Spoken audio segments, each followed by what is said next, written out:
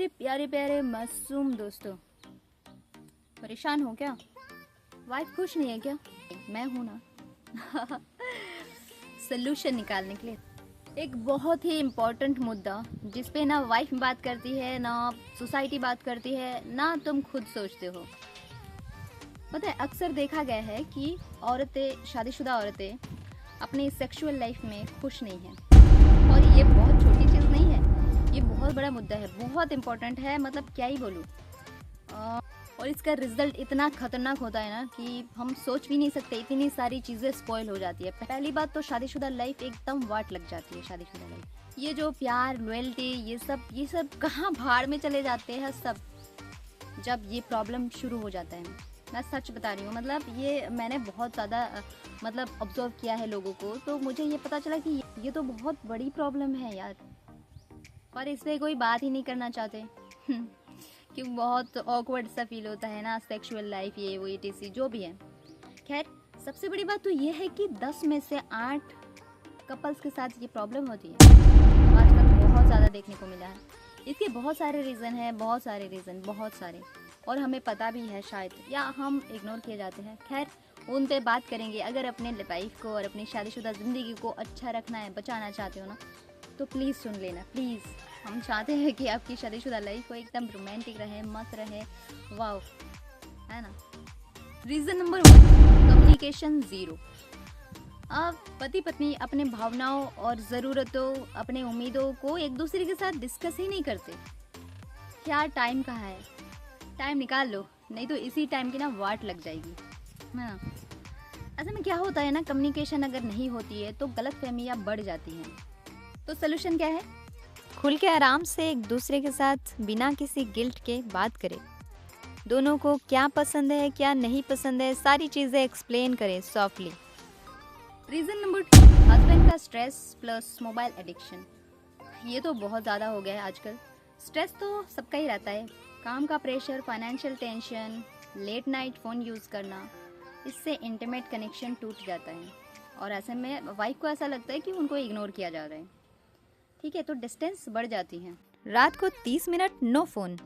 एक दूसरे को इमोशनली टाइम दो, अपनी चीज़ें बताओ, उनकी सुनो, थोड़ी केयर करो यार, थोड़ा फन भी करो। अब तुम लोग ये बोलोगे कि रोज़ रोज़ क्या ही बात करें यार, रोज़ रोज़ भूख लगती है, खाने के बिना नहीं रह पाते। ऐसे ही अपने पार्टनर को वो ज़रूरत या आदत बना लो जिसके साथ टाइम स्पेंड किए बिना चैन ना मिले। स्ट्रेस और टेंशन यूँ गायब हो जाएगी। ट्राई करके देखो। रीज़न नंबर 3, पता है एक औरत तब सेटिस्फाइड होती है जब उनके बीच इमोशनल बॉन्डिंग अच्छी हो। दिन में लड़ाई, इग्नोर, डिसरेस्पेक्ट हो तो रात को बेडरूम में कनेक्शन कैसे बनेगा यार। सोल्यूशन, सिर्फ 10 से 15 मिनट कम से कम क्वालिटी टाइम स्पेंड करो।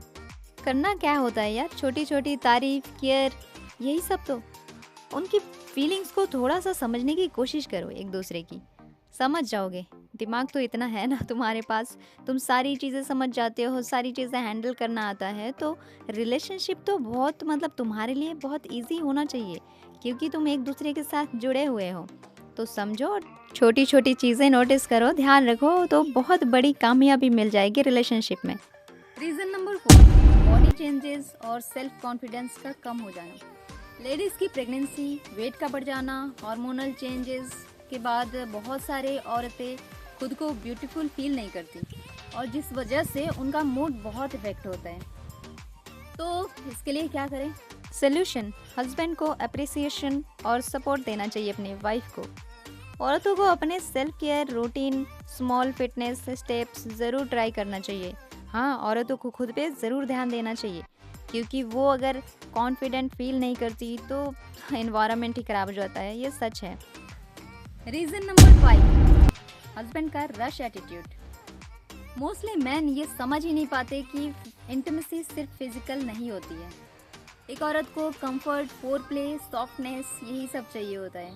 अगर ये सब मिसिंग होता है ना, तो उनके लिए बहुत हार्ड वाली चीज़ हो जाती है। समझ रहे हो कि वो सेटिस्फेक्शन नहीं मिल पाता है उनको। तो क्या करें? सोल्यूशन, थोड़ा पेशेंस से काम लो और धीमे से अप्रोच करो। हड़बड़ी में कुछ अच्छा नहीं होता। वाइफ को प्रायोरिटी दो। हाँ, वाइफ को प्रायोरिटी दो और जताओ भी कि कितना प्यार करते हो। अरे कोई बात नहीं, हो जाता है। म्यूचुअल कंफर्ट से ही मैरिड लाइफ हैप्पी होती है। रीज़न नंबर 6, प्रेगनेंसी के बाद गैप होना। प्रेगनेंसी के बाद गैप होने से वो क्या होता है ना, नेचुरली वो फिजिकल इंटीमेसी जो है ना स्लो हो जाती है। ऐसे में दोनों ऑकवर्ड फील करते हैं कि स्टार्ट कैसे करें, कहाँ से करें। तो सुनो, अपनी वाइफ को मूड में लाने के लिए क्या करें। सोल्यूशन, ऑकवर्ड फील करने से कोई काम नहीं होगा। स्लोली छोटे स्टेप से इंटीमेसी स्टार्ट करें।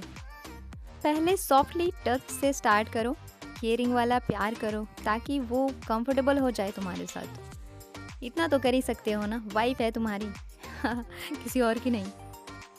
और हाँ, इंटीमेसी में कोई प्रेशर ना हो, ठीक है। मर्दानगी बाद में दिखाना, स्टार्टिंग सॉफ्टनेस से स्टार्ट करो। देखो कैसे धीरे धीरे मेल्ट हो जाती है वो, ओए होए। एनीवे, रीज़न नंबर 7, गिल्ट और शेम। यही तो मेन चीज़ है ना यार।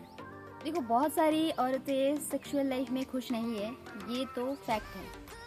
और उनकी ज़रूरतें, उनकी नीड जो भी है, उनको भी फिजिकल नीड होती है ऑब्वियसली, लेकिन वो नहीं बोलती है, डिस्कस नहीं करती, क्योंकि सोसाइटी ने सेक्स को इतनी गंदी बना दी है कि अपने हस्बैंड से भी बोलने में शर्म आती है। सोचो, तो क्या करें ऐसे में। सोल्यूशन ये है कि शर्म को साइड करो और इस बारे में खुल के बात करो यार। सोसाइटी तुम्हारे बीच नहीं आ रही है, तुम्हारा ही जाएगा, जो होगा तुम्हारा ही होगा। लाइफ तुम दोनों की है, तो खुद को ही ध्यान देना ज़रूरी है। तो तुम दोनों को ही समझना होगा। पता है, जितनी नीड तुम्हें है उतनी तुम्हारे पार्टनर को भी, ये दोनों के लिए है। पर स्टार्ट तो करो यार। तो सबसे बड़ा फैक्ट ये है कि एक औरत की खुशी सिर्फ फिजिकल नहीं होती, तो क्या होती है, वो इमोशनल, मेंटल और फिजिकल तीनों का कॉम्बो होता है। और अगर ये तीनों कनेक्ट हो जाए ना, तो शादीशुदा लाइफ भाई स्ट्रॉन्ग बन जाती है, लाइक तुम्हारे जितना। देखो, मैं तुम्हारे दोस्त के नाते इतना ही बोलूँगी कि शादीशुदा लाइफ झंड ना करे। थोड़ा सा दिमाग और थोड़ी सी हिम्मत जुटा लो तो सब बेस्ट है। ये यूं ही बोला जाता है कि झंड हो जाती है, कुछ नहीं होता। तो मैं यही बोलूँगी कि झंड ना करे, और ये शर्म, ईगो, ये सब को भाड़ में जाने दे, और अपने पार्टनर से खुल के बात करे, अपने पार्टनर से प्यार जताए। भाई इतना नीचे नहीं गिर जाते, प्यार जताए, रोमांस करे, रोमांटिक लाइफ रहे। देखो, ये सब बोलने को बोला जाता है कि एक टाइम के बाद ये रोमांस वोमांस कुछ आता नहीं है, सब कुछ रहता है। और इसी की कमी की वजह से ना लाइफ ऐसी तैसी हो जाती है। तुम कब समझोगे यार। अगर आपको इतना ज़्यादा ऑकवर्ड फील हो रहा है तो छोटे से स्टार्ट करो ना यार, छोटे से स्टेप लगाओ और गहराई तक पहुंचो। खैर, तुम लोग ये हॉटनेस के पीछे पड़े रहते हो, अपनी वाइफ को हॉट बना लो। और वाइफ को भी समझना ज़रूरी है, मैं दोनों को ही बोल रही हूँ कि अपने आप पे ध्यान दे दे, ताकि ना अपने पार्टनर को कहीं और जाने दे, ना खुद जाए, ठीक है। तो यही सब है, सब उसी में मिल जाएगा, जो बाहर आप ढूंढ रहे हो सब उसी में मिल जाएगा। थोड़ा बोलो तो सही खुल के। तो रोमांस करते रहो, प्यार करते रहो और खुश रहो हमेशा। तो लास्ट में एक बात ज़रूर याद रखो और दिमाग में बैठा लो, कपल्स अगर खुश है ना तो पूरी लाइफ खुश।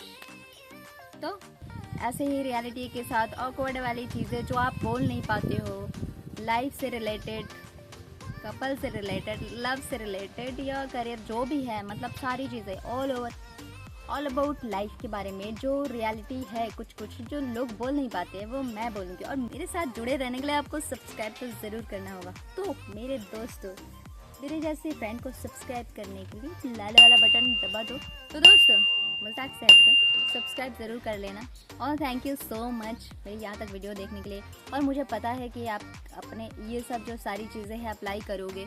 मैंने जितना रिसर्च किया है, जितना ऑब्जर्व किया है, उसके हिसाब से मैं आपको बोल रही हूँ। और ये बहुत काम की चीज़ है, आप अपने लाइफ में अप्लाई करिए और देखिए कितनी हैप्पी लाइफ है। मेरे को बताना ज़रूर कमेंट में, ठीक है।